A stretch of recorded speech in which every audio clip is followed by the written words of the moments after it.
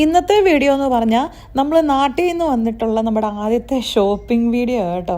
ശരിക്കും പറഞ്ഞാൽ നാട്ടിൽ നിന്ന് വന്നിട്ട് മമ്മിയും പപ്പയും കുറേ സാധനങ്ങളൊക്കെ തന്നു വിട്ടത് കൊണ്ട് അധികം അങ്ങനെ ഷോപ്പിങ്ങിന് പോകേണ്ട ആവശ്യമൊന്നും വന്നില്ല. ലൈക്ക് നമുക്ക് കരിവേപ്പിലയും ഇഞ്ചിയും മുളകും എന്ന് വേണ്ട അത്യാവശ്യമല്ല ആവശ്യത്തിൽ കൂടുതൽ വേണ്ട ഗ്രോസറി സാധനങ്ങളൊക്കെ തന്നു വിട്ടായിരുന്നു കേട്ടോ. മഞ്ഞപ്പൊടിയും മുളക് പൊടിയും അതൊക്കെ മമ്മി നേരത്തെ ഉണക്കി വറുത്ത് പൊടിച്ചെല്ലാം വെക്കുന്ന അങ്ങനത്തെ സാധനങ്ങളൊക്കെ ഉള്ളത് കൊണ്ട് അങ്ങനെ ഓടിപ്പോണ്ടി വന്നില്ല. എന്നാലും വേണ്ട സാധനങ്ങളില്ലേ നമ്മുടെ എന്താ പറയുന്നത് സവോളയും പൊട്ടറ്റോയും ടൊമാറ്റോ ഒക്കെ അങ്ങനത്തെ സാധനങ്ങളൊക്കെ വാങ്ങിക്കാനുണ്ടല്ലോ. അങ്ങനെ ഞങ്ങൾ ഷോപ്പിങ്ങിന് ഇറങ്ങിയേ.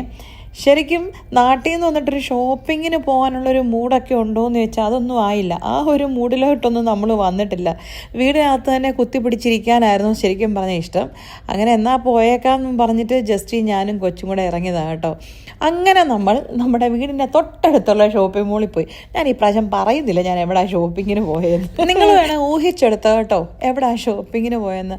അവിടെ ചെന്ന് കഴിഞ്ഞ് കുറേ ഷോപ്പിലൊക്കെ കയറി ജേഡു ക്രോക്സിൻ്റെ ഷോപ്പ് കണ്ടപ്പോൾ അവിടെ ചാടി കയറി. നോക്കി എന്തോരം കളക്ഷൻസ് ആണല്ലേ. ശരിക്കും എന്താ പറയുന്നത്, എനിക്ക് തന്നെ കണ്ടിട്ട് എടുക്കാനൊക്കെ തോന്നി. അപ്പോൾ കൊച്ചിൻ്റെ അവസ്ഥയൊന്നും ഓർത്തേക്ക് ഓൾറെഡി അവനുണ്ട് ഈ ക്രോക്സിൻ്റെ ചെരുപ്പ്, എന്നാലും കാണുമ്പോൾ ഒരു ക്യൂരിയോസിറ്റി. അങ്ങനെ നോക്കിയപ്പോഴാണ് നമ്മുടെ ഇവിടെ എനിക്ക് പലപ്പോഴും പേര് പറയാൻ വായി വരുന്നുണ്ട്, ഈ ഷോപ്പിംഗ് മോളിൽ നമ്മുടെ സ്റ്റുഡിയോ വരുന്നെന്ന്. കൊള്ളാല്ല കളി. നമ്മുടെ നാട്ടിൽ ഇപ്പോൾ എവിടെ നോക്കിയാലും സ്റ്റുഡിയോ അല്ലേ. ഇതേ നമ്മുടെ അബുദാബിയിലും വരുന്നു സ്റ്റുഡിയോ. വരട്ടെ ഒരു മാസത്തെ വെക്കേഷൻ കഴിഞ്ഞ് വന്നപ്പോൾ ആകെ ഇവിടെ കണ്ടൊരു മാറ്റം അതാ. പിന്നെ അതുവഴി എല്ലാം കറങ്ങി സ്മർഫിനെ കണ്ടപ്പോൾ ജേഡു സ്മർഫിൻ്റെ ഒക്കെ അടുത്ത് നിന്ന് കുറച്ച് നേരം ഫോട്ടോ ഒക്കെ എടുത്തു. സ്മർഫിനെ കണ്ടപ്പോഴാണ് ഞാൻ ഓർത്തെ ജേഡു കുഞ്ഞായിരിക്കുമ്പോൾ ഒരിടയ്ക്ക് ഹാപ്പി മീലിലൂടെ സ്ഥിരം കിട്ടുന്ന ഒരു ടോയ് ആയിരുന്നു, ഗിഫ്റ്റ് ആയിരുന്നു സ്മർഫ്. എന്തോരം വാങ്ങിച്ചിട്ടുണ്ട്. ആ തിയേറ്ററിന് അവിടുത്തെ വഴി പോയപ്പോഴേ നമ്മുടെ സുമതി വളവിൻ്റെ ഇത് എന്താ പറയുക ഡിസ്പ്ലേ കാണിച്ചേക്കുന്നു. അങ്ങനെ അതൊക്കെ വായി നോക്കി നിന്നു. ഈ പ്രാവശ്യം നാട്ടിൽ പോയപ്പോൾ ശരിക്കും പറഞ്ഞാൽ നല്ലൊരു മൂവി ഒന്നും റിലീസ് ചെയ്തേ ഇല്ലെന്ന്. എനിക്കൊന്നും ഏതോ 1-2 മൂവി കാണാൻ പോയി. പക്ഷെ നല്ല പടങ്ങളൊന്നും നാട്ടിൽ വെച്ച് കാണാൻ പറ്റിയില്ല. പക്ഷേ സുമതി വളവ് ഞങ്ങൾ നാട്ടിലുള്ളപ്പോൾ റിലീസ് ചെയ്താണേ. പക്ഷെ അതിനും പോകാൻ പറ്റില്ല. ഇനിയിപ്പോൾ തൽക്കാലം ഇച്ചിരി വളഞ്ഞ് കാണാം, OTT റിലീസ് ചെയ്തിട്ട് കാണാം അല്ലേ. അങ്ങനെ ഷോപ്പിംഗ് മോളിൽ കൂടെ കുറേ നേരം കറങ്ങി. ഞാൻ പറഞ്ഞില്ല ആർക്കും ഒരു സ്പിരിറ്റും ഒരു ത്രില്ലും ഒന്നും ഇല്ലാത്തതുകൊണ്ട് ഞങ്ങൾ ഫൈനലി വന്ന് എവിടെ കയറി, നമ്മുടെ കോഫി ഷോപ്പിൽ. എവിടെ പോയെങ്കിലും ഇരിക്കാമെന്ന് പറയുമ്പോൾ ഞാൻ അപ്പോഴേ പറയാം നമുക്ക് സ്റ്റാർബക്സിൽ പോകുന്നു. സ്റ്റാർബക്സിനൊന്നും ഇല്ല, ഏതെങ്കിലും കോഫി ഷോപ്പ്.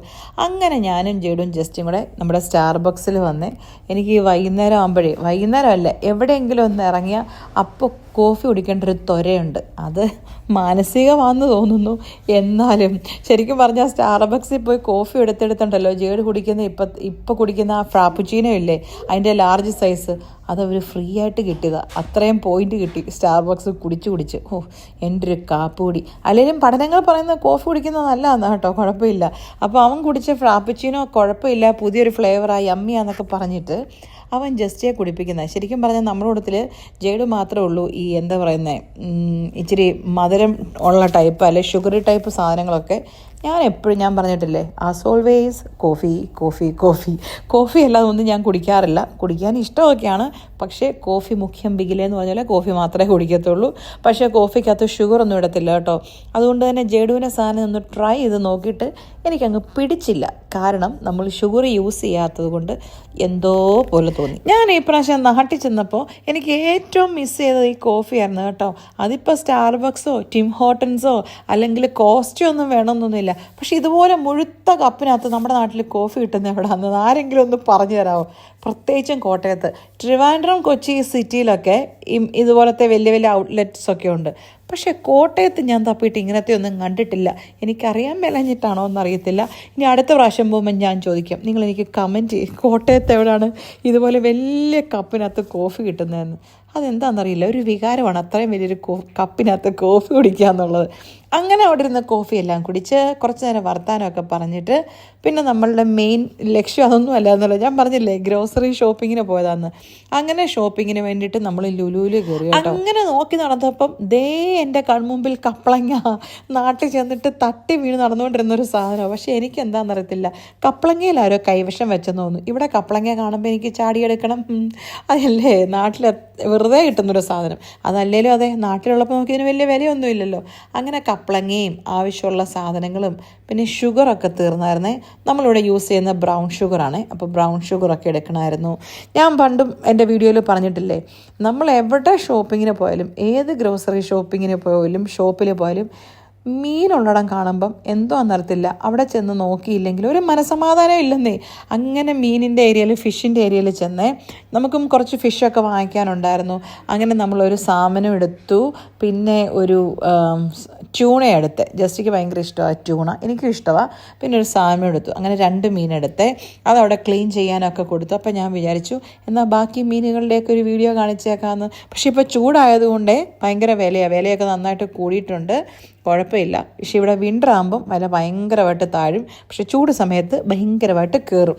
അങ്ങനെ അവിടുന്ന് ഷോപ്പിംഗ് എല്ലാം കഴിഞ്ഞ് ഇങ്ങോട്ട് നോക്കി, അവിടെ നിന്നൊരു നമ്മുടെ കരിമ്പ് ഷുഗർ കെയിനാണെന്ന് പറഞ്ഞിട്ട് ജേഡു എടുത്ത് കൈ പിടിച്ചേക്കുന്ന. പുള്ളി എന്തിനാണെന്ന് എനിക്കറിയത്തില്ല, ഇതുവരെ കഴിച്ചിട്ടൊന്നുമില്ല.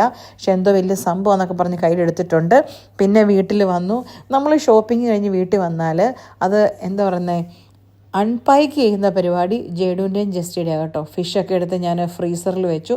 എല്ലാം വെച്ചില്ല, ഞാൻ പറഞ്ഞില്ലേ, എപ്പം മീൻ വാങ്ങിച്ചുകൊണ്ട് വന്നാലും എനിക്കൊരു മീൻ അപ്പം കറി വെക്കണം. അത് ഫ്രിഡ്ജിൽ വെക്കുന്ന എനിക്കിഷ്ടമില്ല, അത് എത്ര നട്ടപ്പാതിരിയാണേലും. അപ്പോൾ ഞാൻ കുറച്ച് മീനെടുത്ത് സിങ്കിനകത്ത് വെച്ചിട്ട് പിന്നെ എല്ലാം ഞങ്ങൾ ഫ്രിഡ്ജിലും സാധനമൊക്കെ എടുത്ത് വെക്കാനുള്ളത് വെച്ചിട്ട്, പിന്നെ ജേഡുവിന് വൈകുന്നേരം സ്വിമ്മിങ് ക്ലാസ് ഉണ്ടായിരുന്നേ. അപ്പോൾ ജേഡുവിനെയും കൊണ്ട് സ്വിമ്മിങ് ക്ലാസ്സിന് പോയി. ഇപ്പോൾ എനിക്ക് തോന്നുന്നത് വെക്കേഷൻ ടൈമൊക്കെ ആയതുകൊണ്ടാന്ന് തോന്നേ, അധികം പിള്ളേരൊന്നുമില്ല. സാധാരണ ഈ സ്വിമ്മിങ് ക്ലാസ്സിന് ഒത്തിരി പിള്ളേരും പേരൻസും ഒക്കെ അവിടെ കാണുന്ന. അങ്ങനെ 1 മണിക്കൂറത്തെ ട്രെയിനിങ് എല്ലാം കഴിഞ്ഞ് ജേഡുക്കുട്ടൻ നേരെ കുളിച്ച് ഡ്രസ്സൊക്കെ മാറി നല്ല ഫ്രഷ് ആയിട്ട് വന്നു. അങ്ങനെ വണ്ടിയെ കയറിയപ്പം ഞങ്ങൾ നോക്കി, വണ്ടിയെ കയറിയപ്പോൾ കേട്ടോ, വരുന്ന വഴിക്ക് ഇങ്ങോട്ട് നോക്കി അബുദാബി പോലീസിൻ്റെ വണ്ടി ഉണ്ടോ, ഡിഫൻഡർ. വാ, എന്നെ പൊളിയല്ലേ. ഡിഫൻഡറിലൊക്കെ അബുദാബിയിൽ പോലീസ് നടക്കുന്നത്. ഡിഫൻഡർ മാത്രമല്ല കേട്ടോ, അതിപ്പോൾ BMW ബെൻസും ഒക്കെ ഉണ്ട്. എന്താ പറയുന്നത്, റേഞ്ച് റോവറും ഒക്കെ കാണും. പക്ഷേ ഡിഫൻഡർ കണ്ടപ്പം ഒരു അടിപൊളി ഫീൽ. ഞാൻ ഓർത്ത് നമ്മുടെ നാട്ടിലെ പോലീസുകാർക്ക് ഇതൊക്കെ ഉണ്ടെന്നെ പൊളിയായിരിക്കും അല്ലേ.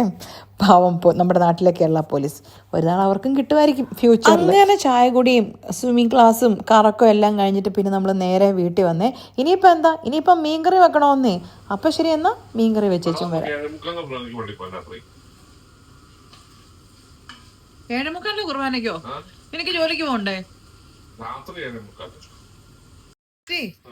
ഞാൻ രാവിലെ 7 മണിക്ക് 6:45 ജോലിക്ക് പോയാൽ വൈകുന്നേരം 7:30 വരെ 7:30 കഴിയും ജോലി കഴിഞ്ഞിറങ്ങുമ്പോൾ.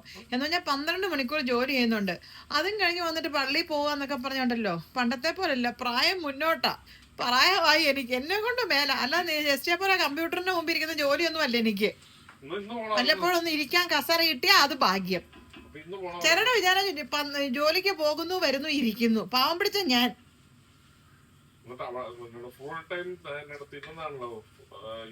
അതിന്റെ ബ്രേക്ക് ടൈമില്ല, കുറെ നേരം ആയാലും ഇളക്കം തുടങ്ങിയിട്ടൊന്നും ആയില്ലേ. അത് മുഴുവൻ കരഞ്ഞു. എന്റെ ജസ്റ്റ് മീൻകറി എന്ന് പറയുന്നത് മീൻചട്ടിയെ കുറച്ചു നേരം ഇളക്കിക്കൊണ്ടിരിക്കുന്ന അല്ല മീൻകറി എന്ന് പറയുന്നത്. കുറെ നേരം ആയാലും ഇളക്കം തുടങ്ങി.